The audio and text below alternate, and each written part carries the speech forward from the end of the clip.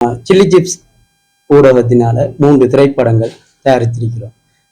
Chilli chips ஊடகத்தின் மூலமாக 3 திரைப்படங்கள், தங்கைக்கு ஒரு கீதம், யாதவின் அன்பின் பாதை, அன்பின் மினுமினுப்பு, 3 திரைப்படங்களும் ஒரு சமூகம் சார்ந்த திரைப்படமாக தான் அமையப்பட்டுள்ளது. அதுல தங்கைக்கு ஒரு கீதம் ஒரு அண்ணன் தங்கைக்குள்ள உள்ள ஒரு போராட்டம், சமூக போராட்டம்.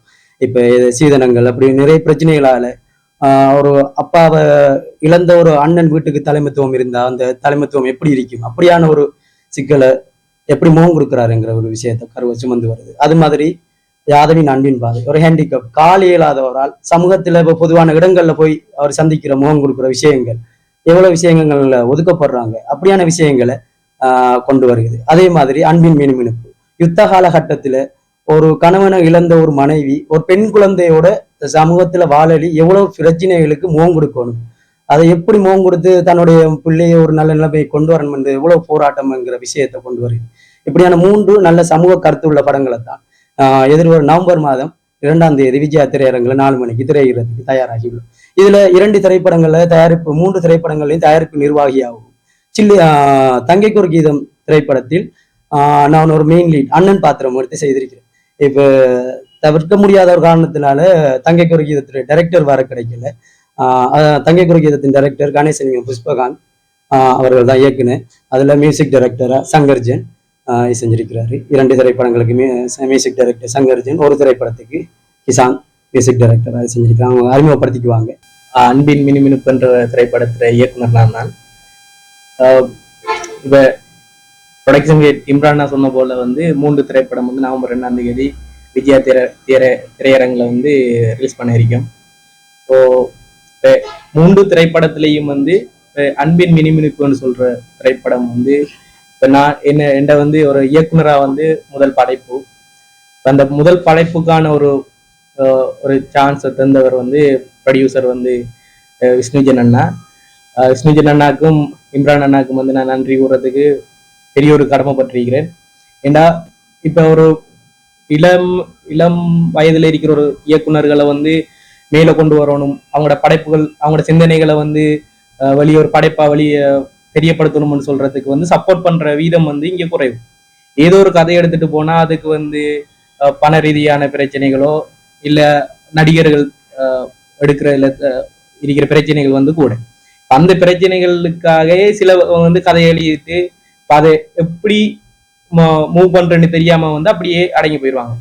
அப்படி இருக்கக்குள்ள எனக்கு திடீரென்று சான்ஸ் தான் இப்ப தெரியும். இப்ப நான் ஒரு நிறைய படங்கள்ல உதவி இயக்குனரா ஒர்க் பண்ணிருக்கிறேன்.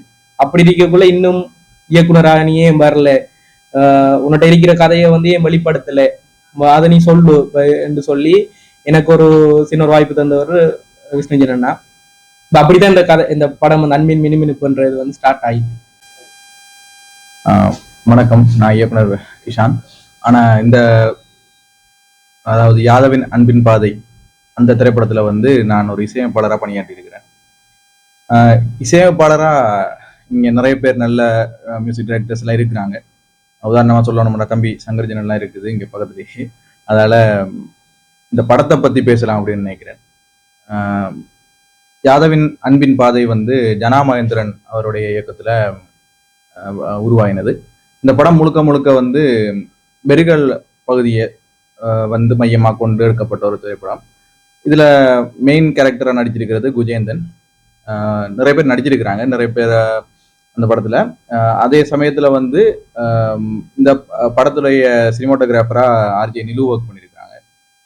இந்த படத்துடைய ப்ரிவியூ ஷோ, முதலாவது ஷோ போட்ட இடத்துல நல்ல ஒரு கமெண்ட்ஸ் கிடைச்சிது. அதாவது அந்த ப்ரிவியூ ஷோ பார்த்தாக்கள் முழுக்க முழுக்க ஆர்டிஸ்ட் அண்ட் டிரெக்டர்ஸ் தான் பார்த்தது. அதுல நல்ல கமெண்ட்ஸ் கிடைச்சிது. அதே கமெண்ட்ஸ் திரையரங்கத்திலையும் கிடைக்கும் அப்படின்னு சொல்லி எதிர்பார்க்கிறோம். அனைவருக்கும் வணக்கம். நான் ஏஜே சங்கர்ஜன். நான் இசையமைப்பாளராக பணியாற்றி கொண்டிருக்கிறேன். எதிர்வரும் கார்த்திகை மாதம் 2ஆம் தேதி மட்டக்களப்பு விஜயா திரையரங்கத்துல வெளியிட போற 3 படங்கள்ல அன்பின் மினுமினுப்பு மற்றும் இலங்கையின் தங்கை கோர்க்கிதன் திரைப்படத்தினுடைய இசையமைப்பாளராக நான் பணியாற்றி இருக்கிறேன். அதை தாண்டி யாதவின் அன்பின் பாதைன்னு சொல்ற இன்னொரு படமும் நாங்கள் திரையிடுறோம். மொத்தமா 3 திரைப்படங்களை நாங்கள் திரையிடுறோம். 3 திரைப்படங்களும் சமூக கருத்துக்களை சுமந்து வர திரைப்படங்களா இருக்குது. அதுல 2 திரைப்படத்துக்கு நான் பணியாற்றுகிறதுல எனக்கு சந்தோஷம். அந்த வாய்ப்பை வழங்கின இயக்குனர் ஜனிதனுக்கும், அன்பின் மீன்பிடிப்பு இயக்குனர், அதே போன்று மற்ற இலங்கையின் தங்கைக்கு ஒரு கீதத்தினுடைய இயக்குனர் புஷ்பகாந்த் அவர்களுக்கும் நான் நன்றி தெரிவித்துக் கொள்கிறேன். அதுக்கு தயாரிப்பு வழங்கிய விஷ்ணுஜன் அண்ணா, அதே போன்று தயாரிப்பு முகாமையாளர் இம்ரான் அண்ணாவுக்கு நான் இந்த இடத்துல நன்றியை தெரிவித்துக் கொள்கிறேன்.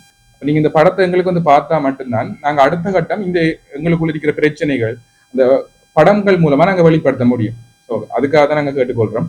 தயவு செய்து எங்க படத்துக்கு நீங்க ஆதரவு தெரிவிச்சீங்கன்னு சொன்னா அடுத்தடுத்த படங்கள் புதுசான கதைகளோட சமூக பொறுப்போடையும் சரி, உங்களை ஒரு 4 படம் சமூக பொறுப்போட வருதுன்னா ஒரு படம் வந்து நீங்க அந்த வந்துட்டு போறதுக்குரிய ஒரு ஒரு ஒரு என்ன சொல்றேன், ஒரு என்டர்டைன்மெண்டான படங்களை கொண்டு வரது கமர்ஷியல் டைப்ல கூட நாங்க வரலாம்.